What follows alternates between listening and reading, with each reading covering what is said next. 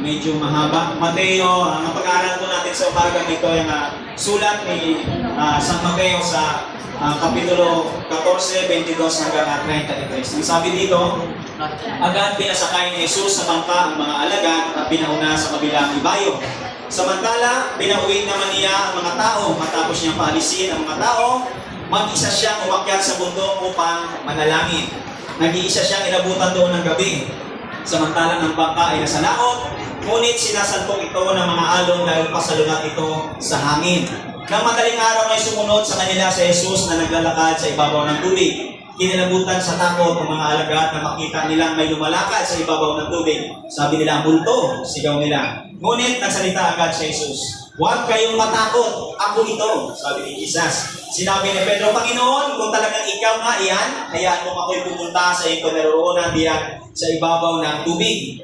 Sumagot siya, halika. Kaya tumunsad si Pedro sa ibabaw ng bangka at tumakad sa tubig papalapit kay Jesus. Ngunit nang mapansin niya na malakas ang hangin, siya ay natakot at nasimulang lumubog.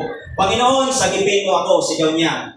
Agad siyang inabot ni Jesus. Bakit ka nag-aalinlangan? Napakaliit ng iyong pananampalataya. Sinabi niya kay Pedro, pagkasakay nila sa bangka, tumigil ang hangin at sinamba siya ng mga nasa bangka. Tunay nga po kayo, ang anak ng Diyos, sabi nila. Lord God, pagpalain ng Panginoon ang iyong banal na salita sa umagang ito. Bless your word, Lord. At patuloy, Panginoon, ay handa ang puso. Panginoon, ang bawat isa na paglalagyan ng iyong banal na salita. Salamat, Lord, sa mga revelation, sa mga pangungusap.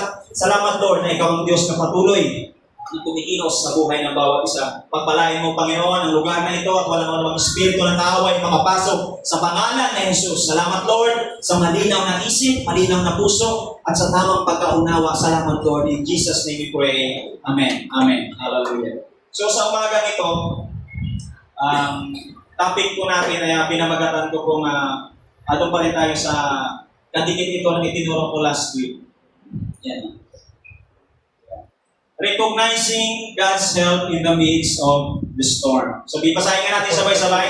Recognizing God's help in the midst of the storm. Although Christmas na tayo, mawit na tayo pag ina ng mga Christmas song, hindi mo na ako magturo sa Christmas. Pero si Jesus pa rin. Kasi wala tayong ibang tinataas kundi si Jesus. Amen? So, magpatuloy tayo. Sabi dito, recognizing God's help in the midst of the storm. Kaya kapatid, sa umagang ito, ano man yung mga pinagdadaanan mo ngayon sa buhay, ano man yung mga pagsubok, di ba, na dinadaanan natin, hindi man alam ng mahal mo sa buhay, hindi man alam ng iyong nanay, ng iyong anak, hindi man alam ng iyong mga kapatid, di ba? Pero naniniwala ako, ang Diyos alam yan. Amen? Ano man ang pinagdadaanan mo sa umagang ito, talastas ng Diyos yan. At naniniwala ako na ang Diyos ay may inihanda na solusyon doon sa problema mo. Amen? Ang Diyos may inihanda. Kaya sa umagang ito, sino yung excited sa salita ng Lord? Sino yung excited na narito siya ngayon?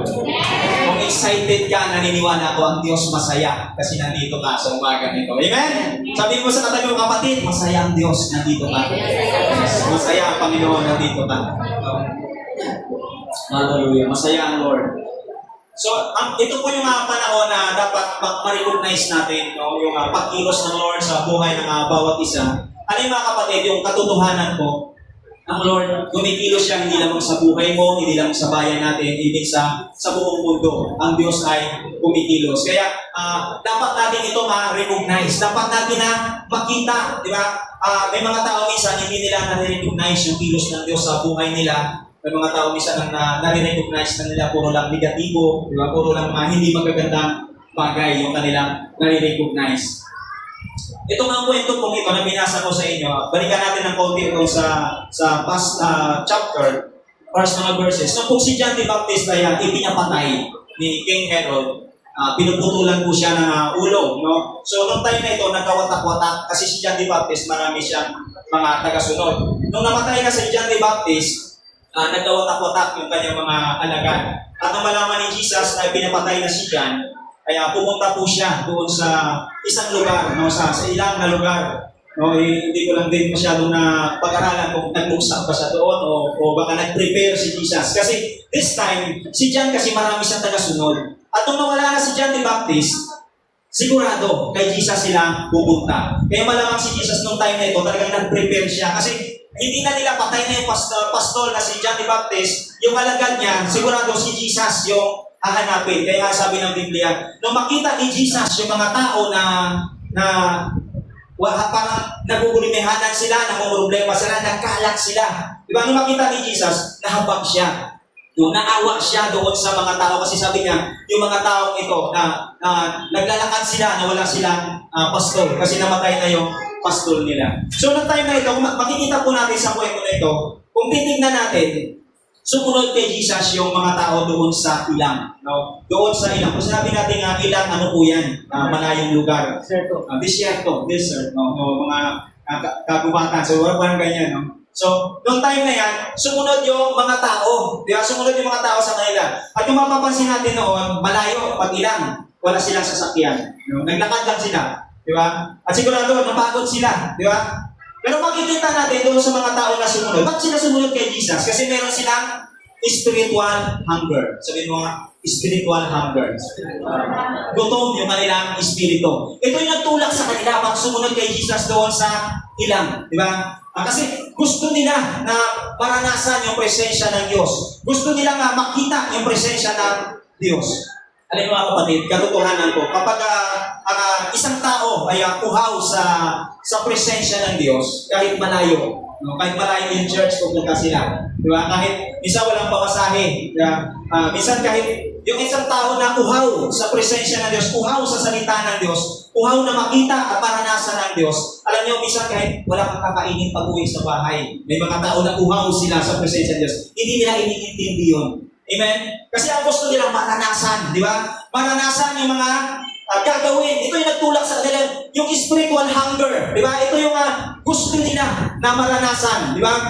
Kasi sabi nga, kung naranasan mo na ang Diyos, yung presensya na ng Diyos ay pagkasayo. Amen? Yes natin.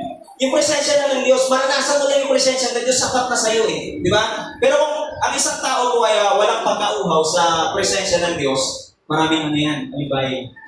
Maraming excuses, di ba? Maraming mga dahilan para hindi makadalo ng gawain, di ba? Talagang maraming mga sasabihin para hindi makadalo ng gawain kasi hindi sila uhaw sa presensya ng Diyos. Kaya yung mga tao doon, sumunod sila kay Jesus kasi talagang uhaw sila at nag-effort talaga sila na mapakinggan yung Panginoon. Ha? At dahil doon sa sakripisyo nila mga kapatid, pakikita natin, naglakad din sila ng malayo, diba? Hindi na sayang yung pagpunta nila sa Panginoon. Amen? Hindi na sayang yung pagod nila. Sabi mo sa kapatid mo, kapatid, hindi masasayang yung pagod mo pagpunta sa church. Ha? Hindi yan masasayang. Hindi na sayang kasi nasaksihan nila yung miracle. No? Si Jesus doon nagpakain siya ng 5,000 na mga tao sa pamamagitan naman ng 5 tinapay at 2 isda. Kaya sulit yung nilakad nila, sulit yung ipinapunta nila. Kaya kapag lumalapit pala tayo sa Diyos, mga kapatid, mayroon pala mga great things tayong mararanasan. Amen? Mayroon mga bagay na hindi natin dati nararanasan, pero pag once na lumapit ka sa Lord, magugulat ka dahil may mga bagong bagay ka na mararanasan. Diba? Maaaring sa umagang ito, malayo pa yung bahay mo o namasahe ka ng mahal. Kaya, maaaring sa umagang ito, tawag dito talagang nag-sacrifice ka para lang makatalo ng gawain. Sabihin ko sa iyo kapatid, sa umagang ito, hindi ka uuwi ng lumaan. Amen? Hindi ka uuwi ng lumaan dahil naniniwala ka i-bless ng Lord. Amen? Nakakaranas ka ng mga bagong bagay. Mabubusog ang espiritu mo. Mabubusog ang iyong mga kaluluwa sa umagang ito. Hallelujah. Kaya sabihin mo sa kapatid, huwag kang papayag na umuwi na hindi na bubusog ang espiritu. Kahit na hindi na pupuno yung ating pangangailangan sa Panginoon. Hallelujah. Hallelujah. Ang sabi dito, pagkatapos po pauwi ni Jesus yung mga tao, pinauna niya yung mga alagad, umakyat siya sa bundok o pamanalangin, di ba? At nung nasa gitna na ng dagat yung mga alagad, nakita ni Lord na yung mga alagad niya, hindi sila makakabante kasi pasalungat sila sa agos. At dahil sa nahirapan sila, ang ginawa ng Panginoon, pinuntahan sila. Noong una, hindi nila na-recognize si Jesus. Diba? Kasi madilim, kasi may bagyo. Diba? Kaya natakot sila. Sabi nila, multo. No? Sabi nila, may multo. Diba? Pero sabi ni Jesus, ako ito. Diba? Ako ito, nagpakilala ang Lord. Diba? Nagpakilala ang Lord. na siya yun. At ito namang si Peter, talagang naglakas-lakasan siya ng loob. Lord, kung ikaw nga talaga yan, papuntahin mo ako dyan sa kinaroroonan mo. Di ba? Sabi niya, minsan ginagawa din ng tao yun, naghahamon sa Diyos. Amen? Lord, pagalingin mo lang ako, mag-church na ako. Minsan ginagawa na tayo, hinahamon, sabi ni Peter, Lord, sabi niya, kung ikaw talaga yan, papuntahin mo ako. Minsan na tao talaga, ba sinasabi nila, Lord, pagilingin mo lang yung anak ko, magsiserve ako sa iyo, susunod ako. Minsan ginagawa ng tao yan, bumalik lang yung asawa ko, yung nanay ko, magsiserve ako sa iyo. Di ba? Hallelujah, hallelujah. Pero naalis na yung problema, minsan naalis mo. Kaya tandaan natin mga kapatid, bago tayo magbitaw ng salita, lalo na sa Diyos, dapat siguraduhin natin na kaya nating pangatawanan. Amen? Na kaya nating pangatawanan. Minsan kasi ang bilis natin magsalita, di ba? Ang bilis natin mangako, di ba? Pero si Peter nung time na to, sabi ko nga, si Peter talagang kailangan yung pangatawanan. Bakit? Kasi siya yung leader ng mga disciple, di ba? Minsan pag leader ka, kahit mahirap, kahit minsan natatakot ka naman talaga, kailangan ng pangatawanan. Amen? Kailangan ng pangatawanan. Si Peter nga lang, ginawa niya, nakalakad siya sa tubig, yan nga lang, hindi na-sustain. Di ba? Kung tutusin, pwede naman. Di ba? Pero ang maganda rito, sa pakikita natin doon sa kwento, nung si Peter ay palubog na, si Apostol Paul palubog na, anong sinabi niya? Lumapit siya sa Lord, Lord, tulungan mo ako. At nirescue agad siya ng Panginoon. Amen? So, ang mensahe ko natin pag-uusapan ay recognizing God's help in the midst of the storm. So sa umagang ito, tatanungin ko kayo, nare-recognize niyo ba yung pagkilos ng Diyos sa buhay niyo? Yes! Dapat ma-recognize natin, no? Yung mga milagro, yung mga pagbabago, di ba? Yung mga bagay na magaganda. Minsan, maliit man yan o malaki, dapat ma-recognize natin.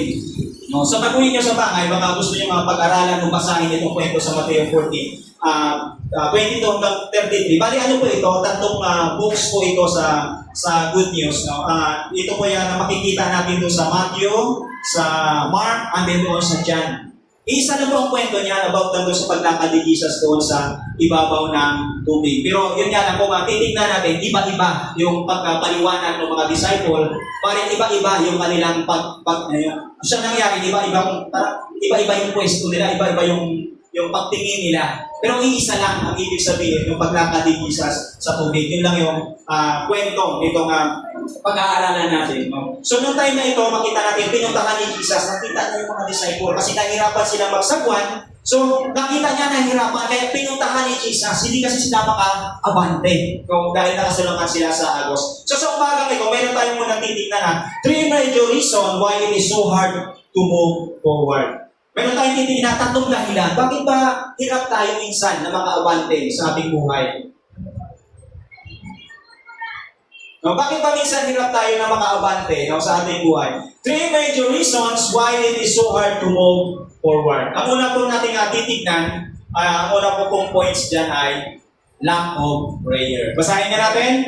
Lack of prayer. Minsan pala, kaya isa sa dahilan ng mga Kristiyano ay hindi makaabante sa buhay, hindi makamukon, hindi makasulong dahil sa kakulangan ng panalangin. Dahil sa kakulangan ng panalangin. Alam niyo mga kapatid, napakahirap po na ma-recognize ng isang tao yung mga magagandang nangyayari sa buhay niya kung siya po ay kulang sa panalangin. O kung hindi siya nananalangin. Di ba? Hallelujah. Kapag hindi ka nananalangin, talagang mahirap i-recognize. No? Mahirap i-recognize. Mahirap i-recognize yung kilos ng Diyos, di ba? Minsan may mga tao nagpipray sila, Lord, alisin mo yung karamdaman ko. Lord, pagalingin mo ako. Tapos kapag sinagot na, sasabihin, puti na lang. Di ba? Lord, kailangan ko financial. Baka sabihin, puti na lang, pinahiram ako ni ano. Di ba? Lord, pagalingin mo ako. Puti na lang, magaling yung doktor na napuntahan ko. Kapatid, dapat natin ma-recognize. Diba? Kapag sinagot ng Lord yung prayer natin, huwag doon sa ibang tao yung glory. Amen? Dapat sa Lord. Diba? Minsan hindi natin nare-recognize. Yes po, maaaring minsan may mga tao na ginamit ang Lord para maabot yung pangangailangan mo. Nag-pray ka, Lord, kailangan ko po pinansyal. Mahingi ko si Lord. Di ba? Bakit yan nangyari? Kasi nag-pray ka. Amen? Kasi nag-pray ka, Lord, healing, Lord. Gusto ko gumaling. Pumunta ka ng doktor, magpagamot ka. Tama, yung nai-reseta sa'yo. Gumaling ka. Di ba? Yung mga doktor, ginagamit ng Diyos yan. Pero, bago pa man yun, ba't ka gumaling? Kasi, nag-pray ka. Amen? Kasi nag-pray ka, di ba? Dapat i-recognize natin yung mga nangyayari. Hallelujah. Minsan nga, sabi sa akin, pare, ang galing ng anak mo. Sabi ko, ang Lord ang magaling. Amen? Kinanta natin kanina, ang galing-galing. Amen? Magaling ba ang Diyos sa buhay natin? Palakpakan mo ang Diyos na magaling. Napakagaling ng Diyos na inaawit na mo dito. Kasi tumutugon siya sa mga panalangin. Ang mahalaga lang, i-recognize natin. I-recognize natin ng Lord. Meron niya akong narinig dati na kwento. Diba nung nagka-pandemic? Doon nagka-pandemic dito sa atin, ilang years na nakaraan? 5 years na, no? 2020, 2025. Maraming mga Kristiyano, kasi bahan na noon, di ba, nung nabalita, nag-pray. Prayer fasting dito sa church, talagang puspusan. Bisa nga nasisita pa kami dyan. Di ba? Tapos, nung time na yon, di ba, nagkaroon ng vaccine. Di ba? Kasi isa rin sa prayer natin noon na magkaroon ng gamot, di ba, ng pangontra. Tapos narinig ko na hindi na masyadong apektado yung Pilipinas kasi hindi naman kagaya ng ibang bansa na masyado talaga silang sa atin. Marami din sa atin, pero karamihan ang sabi ng mga tao, naririnig ko, sabi, marami pa nga namatay sa atake sa puso, sabi. Marami pang namatay sa stroke, di ba? Marami pang namatay. Alam niyo mga kapatid, kaya hindi maganap masyado yung COVID dito sa atin kasi may nag-pray. Naniniwala ba kayo? Ang mga churches nag-pray sila. Amen? Ang mga mananampalataya nag-pray sila. Yung COVID po totoo. Pero sabi ng iba, di ba? Ang sabi ng iba, gawa-gawa lang daw. Gawa-gawa lang daw. Diba? Gawa-gawa lang yan, kwento-kwento lang. Kapatid, totoo yan. Dito nga sa church, meron ditong mga nahawaan eh. Amen? Mayroong nahawaan ng virus. Totoo ang COVID. Pero hindi sila namatay kasi nag-pray. Amen? Dapat ma-recognize natin na kapag ikaw nag-pray, ang Lord kumikilos yan. Diba? Kaya ang prayer napaka-halaga. Kaya kung may nangyayari na mga bagay na hindi maganda sa buhay mo at nag-pray ka, at yan ay naging maayos, kapatid, acknowledge. Diba? Kanino dapat ang kapurihan? Sa Diyos na tumutubo ng panalangin. Amen? Recognize God's help. Diba? Kaya ang sabi ni Jesus, nung lumapit yung mga sa mga disciple, ang sabi nga mga disciple, bulto! Diba? Kaya nga, sabihin ko sa iyo kapatid, kapag nanalangin ka, may hiningin ka sa Diyos, stop seeing those. Diba? Huwag mong sabihin, ay, bigay ni ano to, ay, galing kay ano to, ay, gawa ni ano to. Galing po sa Diyos yan. Kasi, nag-pray ka. Diba? Sabi nila, multo. Hindi nila nakita, hindi nila na-recognize na si Jesus yun. Huwag natin tingnan yung na multo, yung ginagawa ng Lord sa buhay natin. Amen? Si Jesus. Ano sabi ni Jesus? Ako to. Sabi ni Jesus, ako to. Dapat ma-recognize natin kung sino yung Diyos na nilalapitan natin. Amen? Ma-recognize natin yung ginagawa niya sa buhay natin. Hallelujah. Hallelujah. Kaya nga yung mga disciple, bakit hindi sila makaabante? Di ba? Bakit hindi sila makaabante? Kasi kung tutuusin, mga kapatid, may choice naman yung mga disciple. Di ba sabi, pinauna sila ni Jesus. Kung tutuusin, may choice sila na wag mo muna. Di ba? Tayo may choice din tayo. Di ba? Mapala tayo kasi binibigyan tayo ng Lord ng pagpipilian. Di ba? Pwede nila tanungin, Lord, ano ba gagawin mo? Bakit mauna kami? Bakit nagpaiwan si Jesus? Pwede siguro, sabi ni Jesus, akit ako sa bundok, mananalangin. Siguro, pwede mo naman sabihin, mananalangin din ako. Lord, sama kami. Amen? Pwede natin sabihin, Lord, sama na kami. Pwede din siguro kami manalangin. Di ba? Sabi ng Mateo 14:23 hanggang 24, sabi niya, matapos niya paalisin ang mga ito, mag-isa siyang umakyat sa bundok upang manalangin. Nag-iisa siyang nabutan doon ng gabi. Samantalang ang bangka ay nasa laot na ngunit sinasabok ito ng mga alon dahil pasalungat ito sa hangin. So kung makikita natin, yung si Jesus umakyat sa bundok para mag-pray. Yung mga alagad, lumarga na sila. Di ba? Sumakay na sila ng bangka. Di ba? Lumarga na sila. Minsan niya, mga kapatid, kung gusto mo makaabante sa negosyo mo, sa buhay mo, sa karir mo, bago ka lumarga, mag-pray ka muna. Amen? Bago ka pumunta sa isang lugar, mag-pray ka muna. Di ba? Yung mga alagad, hindi sila nag-pray. Hindi nila tinanong kung ano gagawin ni Jesus. Di ba? Talagang gusto nila, minsan kasi gusto na natin umuwi na nga ako. Gutom na ako. Minsan ganyan tayo, di ba? Gusto na natin umuwi, di ba? Nagmamadali na tayo umuwi. Pero si Jesus, ang ginawa niya, umakyat muna siya sa bundok para manalangin. Kaya ang ginawa ng mga disciple, nung sila umalis, kita mo, wala silang prayer. Makikita natin, lack of prayer sila. Kaya nung nandun na sila sa gitna ng dagat, hindi na sila makabante. Isang ganun din tayo sa buhay natin. Kapag kulang tayo sa prayer, mahirapan tayong kumabante. Bakit? Kasi wala yung kapangyarihan ng Diyos sa buhay natin. Napakahalaga ng prayer. Amen? Napakahalaga. Salamat sa Panginoon. Marami na rin natalo ng prayer meeting. Alam niyo po, kapag Sunday, sa Sunday po, tayo dito sa Sunday, ang ginagawa natin, nagpupuri, di ba? Mahandog tayo sa Lord, nakikinig tayo, tumatanggap. Iba din po yung Friday prayer meeting. Iba din yung Saturday prayer and fasting. Kasi sa time na yan, doon natin nakakausap ang Lord. Amen? Napakahalaga ng prayer meeting. Napakahalaga ng prayer. Di ba? Kaya dapat kapag nag-pray ka, paniwalaan mo yung pinapanalangin mo na masasagot, matatanggap mo at mangyayari sa buhay mo. I-acknowledge natin yung power of prayer. Sabi nga dito sa James 5:17 hanggang 18, no, kanto na makapangyarihan yung manalangin. Sabi diyan, si Elias ay isang tao din. Tulad natin. Nang mataimtim siyang manalangin na huwag umulan, hindi nga umulan sa loob ng 3 taon at 6 na buwan. At nang siya'y nanalangin para umulan, bumagsak na ang ulan at namunga ang mga halaman. So si Elias ba hindi tao? Tao siya. Pero nung siya ay nag-pray, ang sabi diyan, mataimtim siyang nanalangin. Dinugo ng Lord yung prayer. Sinagot ng Lord, ikaw rin kapatid, kapag mataimtim yung prayer mo, naniniwala ko, sasagutin din ng Panginoon niya. Amen? Hallelujah. Kaya makita natin si Jesus nag-pray siya, di ba? Pero yung mga disciple, hindi sila makaabante kasi pasalungat sila sa alon. No? Alam niyo, dito sa mundong ito, nandito tayo sa mundo na puno ng alon, puno ng malakas na hangin. Di ba? Katotohanan, kapatid, kapag wala kang prayer, kapag wala ang kapangyarihan ng Diyos sa buhay mo, napakahirap sa lupatin ng mundong ito. Amen? Napakahirap. Mas madali na sumabay doon sa agos. Di ba? Hindi sila makaabante. Hindi nila masalungat yung mundo. Hindi nila masalungat yung agos. Kasi nga, kulang sila sa prayer. Ang sabi ng Romans 12:2, ang sabi diyan, huwag kayong makiayon sa takbo ng mundo nito. Sa halip, hayaan ninyong patuloy ng Diyos sa inyong pag-iisip upang maunawaan ninyo ang kanyang kalooban sa gayon magawa ninyo kung anong mabuti, kalugod-lugod at ganap na kalooban ng Diyos. Kaya nga, napakahirap, no? Napakahirap umabante sa buhay natin kung wala yung kapangyarihan ng Diyos. Kapag wala tayong tamang pakipag-ugnayan sa Diyos, wala tayong magagawa. Kapag wala yung kapangyarihan ng banal na Espiritu sa ating buhay, madaling umayon sa takbo ng mundo. Amen? Madaling sumabay. Pero kung puno ka ng panalangin, kapatid, easy lang yan. Amen?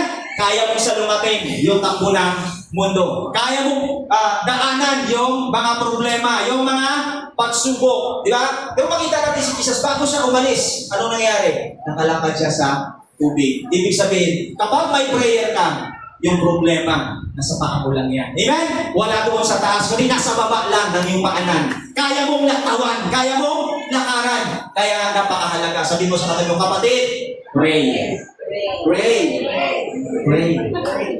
Mahalaga yung prayer. At ang sabi ko sa Mateo 14:26, kinalibutan sa takot ang mga alagad na makita nila may lumalakad sa tubig. Sabi nila, multo. Diba? Sigaw nila, multo. Di ba?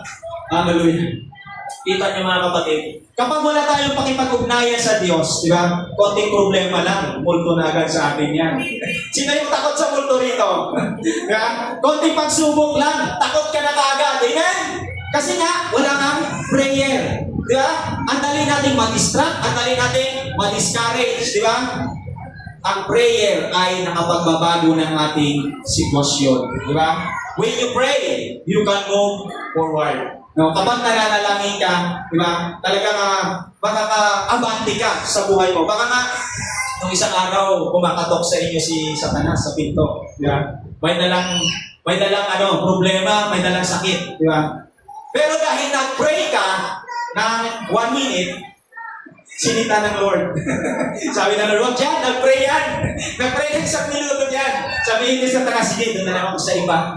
Sabihin ni Satanas. Kaya napakahalaga yung prayer. Di ba? Napakahalaga yung prayer. Dapat ma-recognize natin. Minsan kasi sinasabi ng tao, kapag may mga bagay na magaganda, ay, swerte ako. Kapag sinabi mo yung mga bagay na nangyari sa iyo, halimbawa isang aksidente, hindi ka na nadamay, di ba? Nangyari sa harapan mo, hindi ka nadamay, sasabihin mo, swerte. Kapatid, kapag sinabi mo nangyari sa iyo ng magandang bagay ay swerte, pag sinabi mo na rin, di ba? Hindi kumikilos ang Lord sa buhay mo. Amen? Kaya lahat ng nangyayari sa buhay natin, recognize. Recognize the work of God in your storm. Amen? Palakpakan mo ang Panginoon. Hallelujah. Palagi nating i-recognize, palagi nating itaas ang Lord. Dahil lahat ng mga nangyayari sa buhay natin, ang Diyos ang may kontrol niya. Amen? Hallelujah. Okay, punta tayo sa pangalawa. Why sometimes it is so hard to move forward? Bakit ba minsan ang hirap na tayo ay maka-abante? Ang sabi diyan, lack of God's presence. Dahil kulang yung presensya ng Diyos sa ating buhay. Ang sabi doon sa Mark 6:48, nakita niyang nahihirapan sa pagsagwa ng kanyang mga alagad dahil pasalungat sila sa ihip ng hangin. Nang madaling araw na, sumunod sa kanila si Jesus na naglalakad sa tubig, sa ibabaw ng tubig, nang malalampasan na niya ang mga alagad. No? So, nung time na ito, nung sumakay yung mga alagad sa bangka, wala si Jesus, napaiwan si Jesus. At makikita natin yan, dahil wala si Jesus, ano nangyari sa kanila? Nahirapan silang maka-abante. Diba? Kaya without that, diba, we are nothing. Kapag wala si Jesus sa buhay natin, wala po talaga tayo magagawa. Kahit anong meron ka, may material, may financial, may mga bagay na nasa sayo, na ninanais ng mundo. Pero kung wala si Jesus sa buhay mo, kapatid, hindi ka makakaabante. Amen? Hindi ka makakaabante. Kaya sabi ko sa Mateo 14:22, agad pinasakay ni Jesus sa bangka ang mga alagad na pinauna sa muling bayo, samantalang pinauwi naman niya ang mga tao. So, naglayag sila nang wala si Jesus. Di ba? Ang sabi sa John 6:17 hanggang 18, sumakay sila sa bangka at naglayag papunta Capernaum. Madilim na wala pa si Jesus, lumakas ang hangin at lumaki ang alon. Hallelujah. So, makikita natin yan. Wala si Jesus doon sa bangka. Silang mga disciple lang. Kaya nga kapag wala yung presensya ng Lord, vulnerable tayo doon sa storm. Di ba? Hindi talaga maiwasan yung storm na nangyayari sa buhay natin. Pero kapag ang Diyos ay nasa atin, si Jesus ay nasa buhay natin, mababawasan yung masamang epekto ng storm sa buhay natin. Amen? Hallelujah. Hallelujah. Hindi tayo masyadong maapektuhan ng storm. Di ba? Kaya nga nang mapapansin natin yung mga disciple, di ba?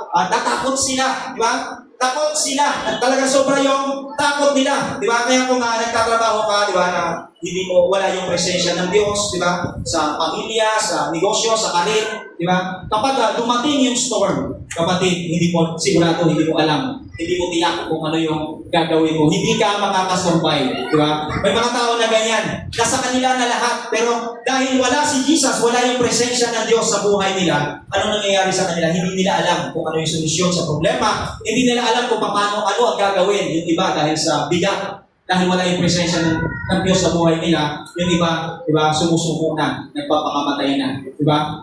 Kaya nga, kapag ang Lord, ang presensya ng Lord ay nasa buhay natin, lahat na gagawin mo, smooth lang yan. Amen? Madali lang. Bakit? Kasi may Diyos na tumutulong sa iyo. Hallelujah. Hallelujah. Teka lang. Nakuha.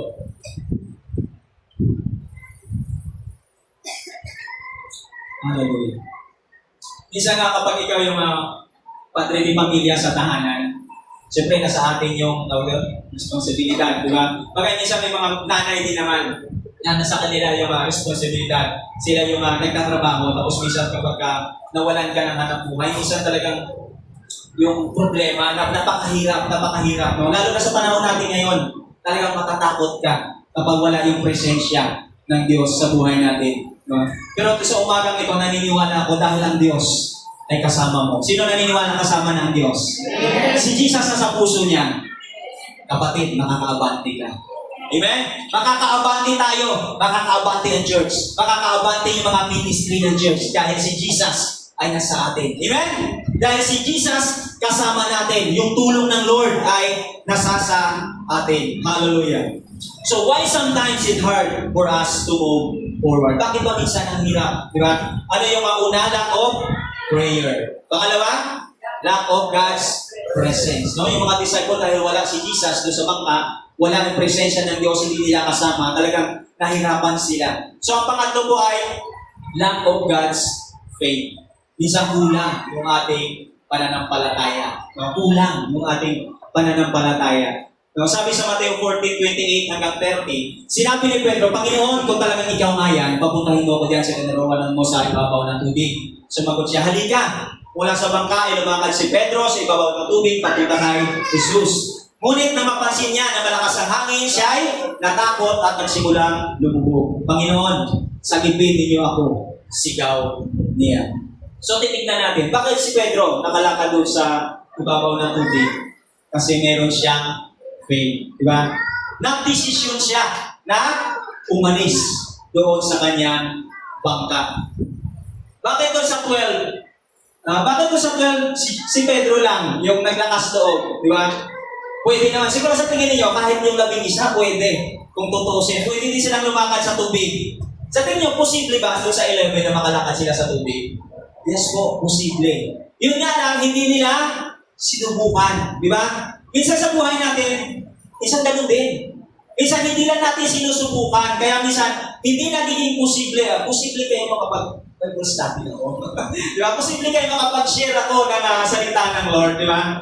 Posible kayo makapag-akay ako ng tao papunta sa Panginoon. Posible kayong baligtas yung mga mahal ko sa buhay, di ba? Minsan, ganun din sa buhay natin. Posible kayo gumaling ako sa sakit, di ba? Hallelujah. Mangyayari yan, kapatid, kung ikaw ay lalakad ng may pananampalataya. Diba? Alam mo, minsan talagang mahirap, nakakatakot, pero dapat mong subukan. Kasi kapag sinamahan ka ng Diyos, walang bagay na imposible. Amen? Lahat, posible. Diba? Makalaya kaya ako sa utang, posible yan. Lalo na kung ang Lord ay nasa iyo. Diba? Kapag sinamahan ka ng Lord, recognize God's help. Diba? So, ano ba na pinagdadaanan natin? Recognize God's help. Dahil yung Diyos ni Peter na nagpalakad sa kanya sa tubig, kapatid, isa rin yung Diyos natin. Amen? Isa rin yung Diyos natin.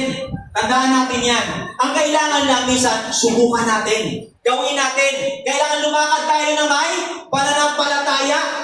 Diba? Minsan kasi, kaya hindi tayo makausad kasi hindi tayo maalis doon sa bangka. Amen? Minsan hindi tayo maalis doon sa bangka. Ano ba yung bangka natin? Dahil hindi tayo maka-move forward doon sa ating mga business, sa ating hanap buhay, di ba? Sa ating spiritual life, hindi tayo lumalago. Kasi, nandun tayo sa comfort zone. Amen? Hindi tayo maka-move forward kasi nandun lang tayo sa bangka. Natatakot tayo na pag humakbang tayo, baka tayo ay lumubog. Hallelujah. Alam mo mga kapatid, sabi ng mga negative people, si Peter nga, lumakad, lumubog naman. Yes po, mga kapatid.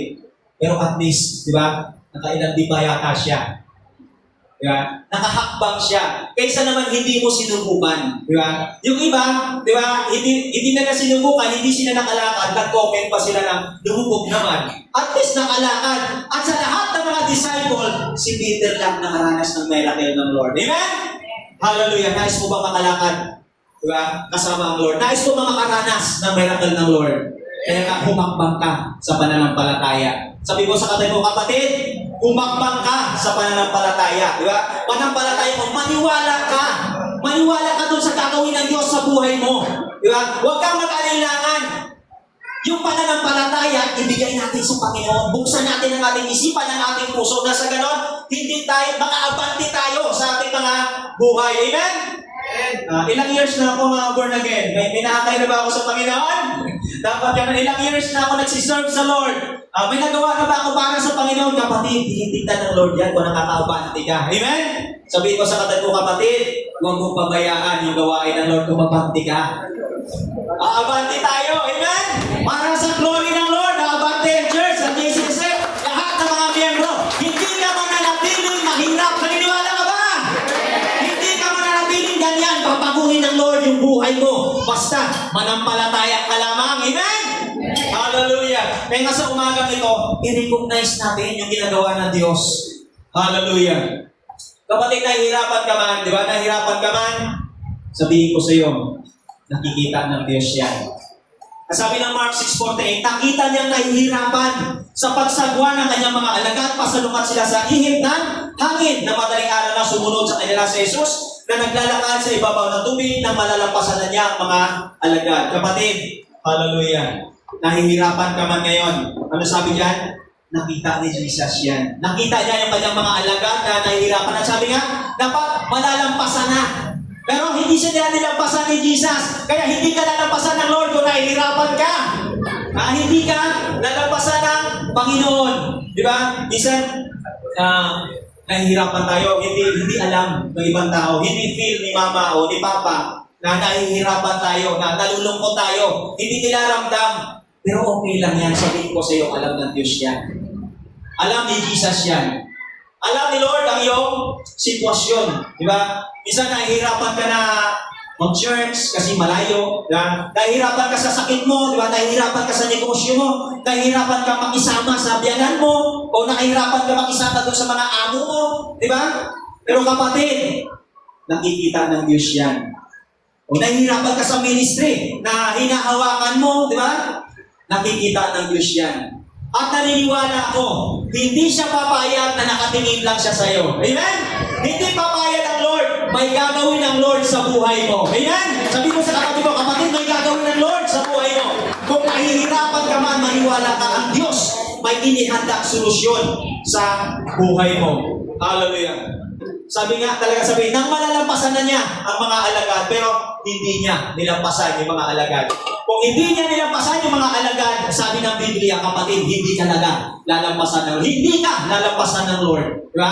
Hindi ka lalampasan ng Diyos. Talagang, God is on the way to rescue in your difficult situation. Kaya nga, sabi sa sumunod, recognize God is always on time. Maniwala tayo, i-recognize natin na ang Lord ay palagi siyang on time. Our God is not God of delay. Palagi siyang on time. At gusto ko rin patunayan sa inyo na talagang ang Lord, eksakto siya kung tumulong. No? Eksakto talaga siya kung kumilos. Sabi dito sa Mateo 14:30 hanggang 31, hallelujah. Sabi yan, ngunit nang mapansin niya na malakas ang hangin, siya ay natakot at nagsimula ang lumubog. Panginoon, sagipin niyo ako, sigaw niya. Agad siyang hinawakan ni Jesus. Bakit ka nag-aalinlangan? Napakaliit ng iyong pananampalataya, sinabi niya kay Pedro. No? So makikita natin, si Peter nung nakalakad na siya sa tubig, nadi-focus yung kanyang mata doon sa Lord. Nalayo, napatingin siya doon sa malakas na hangin at sa malalaking alon. Natakot siya. Amen? Natakot siya. Minsan ganun tayo, takot din ako kasi doon ako nakatingin sa alon, doon ako nakatingin sa problema, sa malakas na hangin. Kaya ano nangyari kay Peter? Unti-unti siya lumubog. Di ba? Kaya nga tayo, kapag tumingin tayo sa problema, lumulubog, lumiliit yung tingin natin sa sarili natin. Amen? Lumulubog tayo. Di ba? Kaya nga dapat, kapatid, kapag tayo na nasa problema ka, nasa pagsubok ka, alalahanin mo, tignan mo yung mga ginawa ng Diyos doon sa likuran. Tignan mo yung mga past na ginawa ng Lord sa buhay mo. Paano ka inahon ng Lord? Paano ka inalis ng Lord sa ganyang problema? Kung tinulungan ka ng Diyos noon, tutulungan ka rin niya sa pagharap mo sa problema mo ngayon. Amen? Ang Diyos natin palaging on time. At ang sabi nga sa 31, nung sumigaw si Peter, Lord, tulungan mo ako. Ano ang sabi diyan? Agad siyang hinawakan ni Jesus. Kaya nga, nung palubog si Peter, hinawakan siya ni Jesus. Kaya God is always on time. Basta may pangangailangan ka, tawagin mo lang ang Diyos. Amen? Huwag na natin hintayin na lumubog pa tayo doon sa kasalanan. Huwag na natin hintayin na lumubog pa tayo, lumayo pa yung sobrang bigat na, yung talagang nandun ka na sa ilalim bago ka tumawag sa Lord. Ang Diyos palaging nandiyan. Tumawag ka lang sa Panginoon. Sabi mo sa katabi mo, kapatid, kung may problema ka, tumawag ka lang sa Panginoon. Tumawag ka lang sa Panginoon. Hallelujah. Kasi ang Lord, talagang full time siya. Kung sumagot, tumawag ka lang. At ang sabi dito sa last natin, sabi dito, God can change your sadness into gladness. No? Kapag tumawag ka sa Lord, ang sabi diyan, God can change your sadness into gladness. Ang sabi sa John 6:21, hallelujah. Tuwang-tuwa nilang pinasakay si Jesus at kaagad na nakarating ang bangka sa kanilang pupuntahan. No? So makita nila, tuwang-tuwa sila. Di ba? Kaagad sila nakarating doon sa kanilang pupuntahan. No? Makikita natin doon sa binasa natin, malakas ang bagyo, malalaki yung alon. No? Wala wala kasi si Jesus doon. Pero nung sumakay na si Jesus, ano sabi? Nung kasama na nila si Jesus, tuwang-tuwa sila. Kaya kung may Jesus ka sa tahanan mo, sa buhay mo, sa negosyo mo, kapatid, anumang pagsubok, hindi ka malulungkot. Amen? Sino yung natutuwa na may Jesus sa buhay niya? Palakpakan mo si Jesus. Hallelujah. Hallelujah. Kaya kahit may problema, ang mga Kristiyano, di ba? Masayang tunay, di ba? Walang pera, masaya. Lalo na ko, may pera. Amen? Ang sabi, tuwang-tuwa sila na pinasakay nila si Jesus. Kaya kapag si Jesus nasa sayo, wala ka nang nahanapin pa. Hallelujah. Napakasarap maglingkod sa Lord. Napakasarap. Sabi nga, agad sila nakarating doon sa kanilang pupuntahan. Alam mo kapatid, nahihirapan ka man ngayon sa sitwasyon mo, sa buhay mo, sa pamilya mo, o nahihirapan ka maabot yung pangarap mo, pag si Jesus nasasayo, ang sabi agad, mapapabilis yung mahirap na sitwasyon. Amen? Mapapadali yung mga bagay sa buhay mo kapag si Jesus ay nasa sayo. Hallelujah. Napakasarap, no? Napakasarap. Nakakatuwa na tayo ay pinili at tinawag ng ating Panginoon. Palakpakan mo ang Diyos na ating pinili ko na. Hallelujah. Okay, basahin natin dito sa ating conclusion. Sabi ko sa Romans 8:28, alam natin sa lahat ng bagay ay gumagawa ang Diyos para sa mabuti. No? Kasama ang mga nagmamahal sa Kanya. Silang mga tinawag ayon sa Kanyang layunin. Naniniwala ako, hindi si pastor, hindi si sister, hindi si brother, yung nagdala dito sa isang Diyos. Kundi tinawag ka ng Panginoon. Dinala ka ng Diyos dito, at sabi niya, ang Diyos ay gagawa. Kasama natin ang Diyos. Recognize God. Di ba? Recognize God na ang Diyos ay gumagawa para sa ikabubuti mo. Amen? Hindi gumagawa ang Diyos ng masama sa buhay mo. Puro mabuti. At sino ba ay nagmamahal sa Diyos? Palakpakan mo. Kung mahal mo, Panginoon, palakpakan mo. Hallelujah. Hallelujah. Sabi dyan, hallelujah. This message, recognizing God, teaches us about faith, trust in God's power, focus on Jesus, especially during difficult times, because He is our source of strength and our Savior.